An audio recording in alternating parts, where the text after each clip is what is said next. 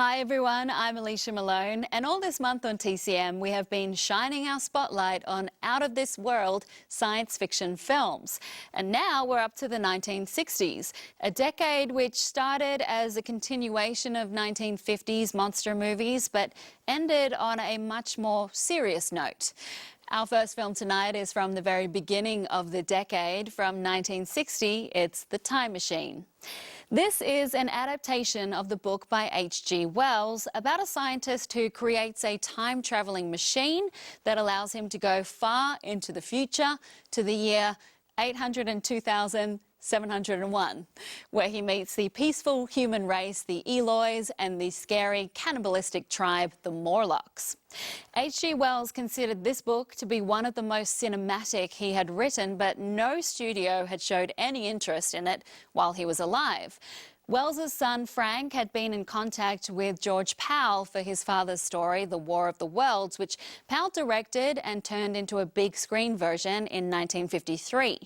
Frank asked Powell if there were any other of his father's works he'd like the rights to, and Powell decided on The Time Machine. And after a few years of shopping the script around, he got the British arm of MGM to greenlight it, and it was ultimately produced by MGM here in the US. In the book, the protagonist is known simply as the time traveller, but here, as a tribute to the author, the scientist is H. George Wells.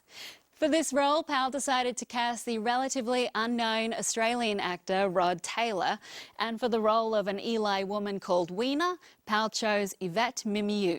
She had just been signed by MGM, and this role helped to pave the way for her stardom in the 1960s. From 1960, this is The Time Machine.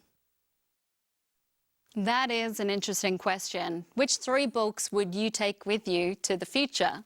It's one to ponder, and another question that director George Powell faced while making The Time Machine was what the machine would actually look like.